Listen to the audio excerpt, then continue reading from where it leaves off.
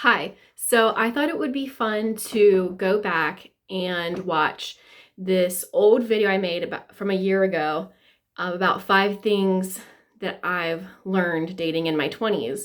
And now it is a year later. I am newly married about a month, and I wanted to see if I followed my own advice. So I went through and watched it, and I wrote down everything that I had said, and I'm going to go through it and talk about how it actually went down. So, the first piece of advice that I gave in the video was be yourself, relax, show who you are.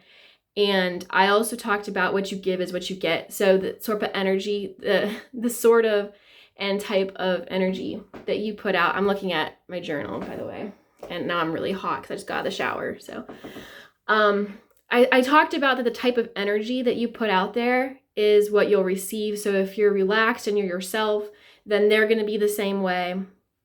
Well, so to kind of describe how I met my husband, um, I knew of him about, well, when I was 16.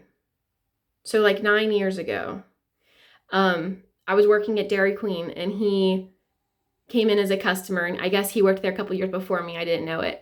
So I knew of him then. Then a couple years after that, he became friends with my brother, and he would come over the house, and he'd ask to play Monopoly, and he'd come over for dinner and whatever.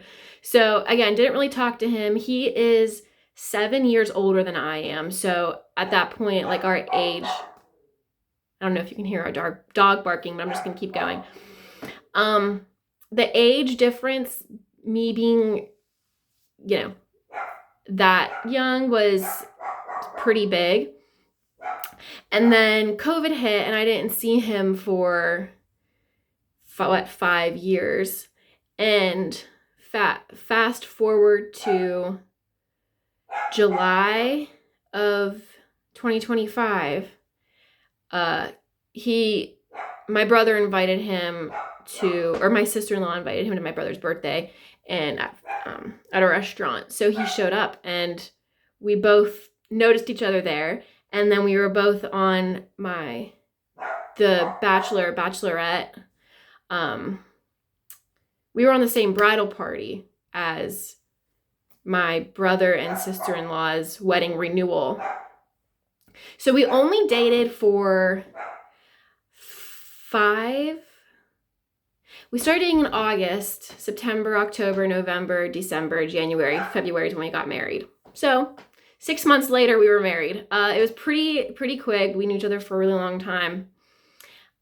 So with that in mind, now let me get the journal. I tried to wrap that up as quickly as most efficiently as possible.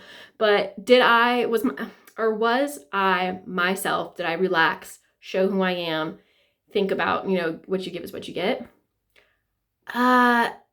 No.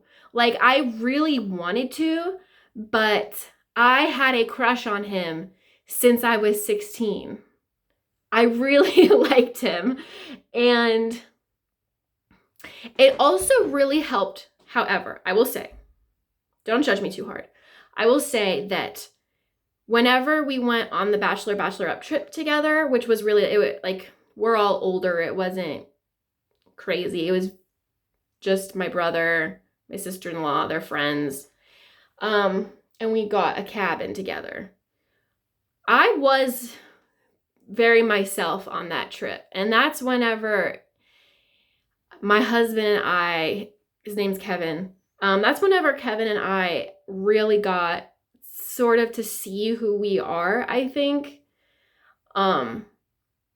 So after the trip, and we ended up going out, then I feel more like he stuck true to that advice. I was very nervous, but he was very much himself, and that helped me. So I'll say that. Number 2, the second piece of advice I gave in the video was don't expect another date. Again, I can't say that I stuck to this piece of advice either, because he was already, like I already was seeing him in my life.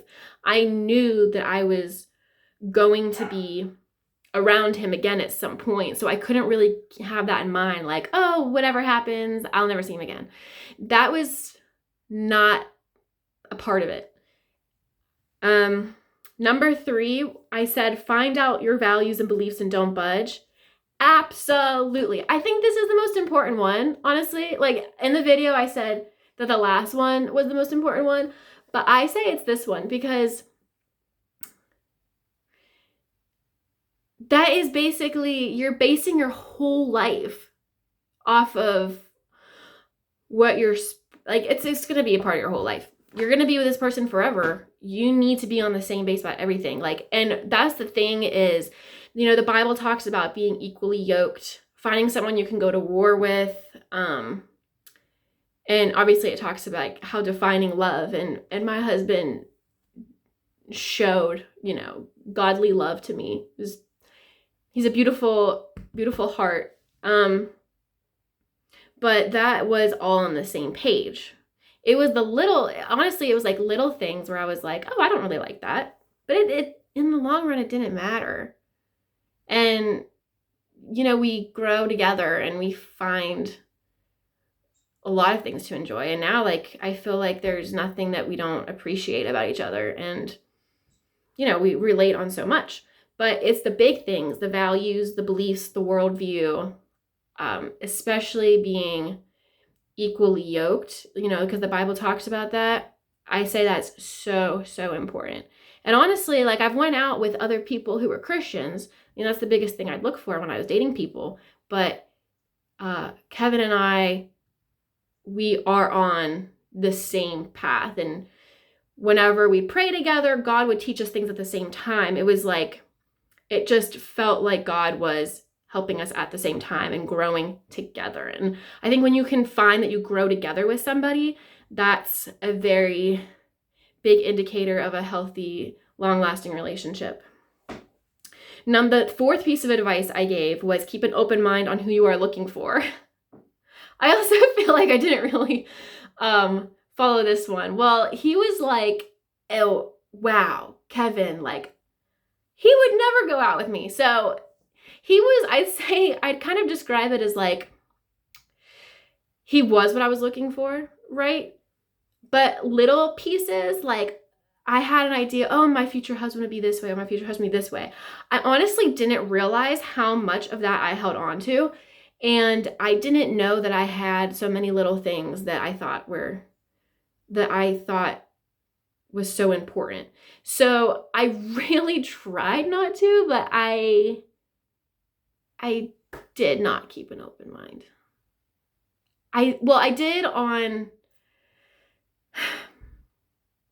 you know what, I don't know how to put it, but I just felt like there were so many things in my head that I was trying to still control and trying to still expect.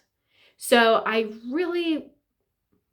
say that I really followed number 4. Like, I don't know how you want to define it, but that's what I'm going to say about it.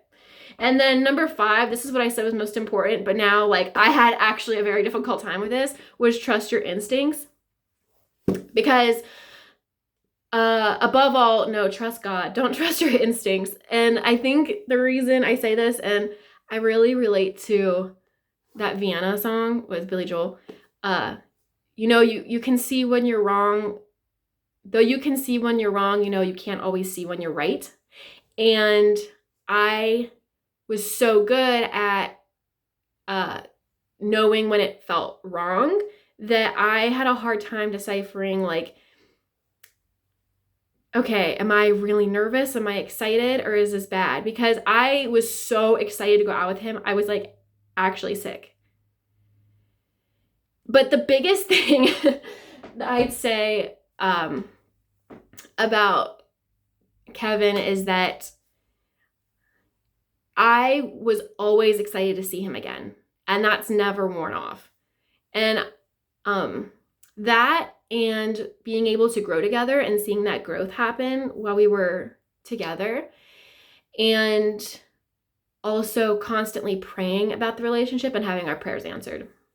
So despite what I was feeling, despite any worries I had, it was about trusting God. And I don't want to say like I wish, it was a learning curve to learn to completely let go and let it be God's decision. And that is scary because it's so scary to let go. And there's so much that I learned in my relationship with Kevin. And there is still so much that I am learning. But at this point, I know that I already have learned more than I knew a year ago, and just wanted to kind of touch on it and talk about it and open up about it and share how that's changed now that it's a year later and I'm married. So I just thought that would be fun. Let me know if your experience was totally different, or if you want me to open up more about our relationship. I know I don't want to say it's a very unique, I'd say it's a unique experience in the modern world, but I think in Christian relationships, it's very common.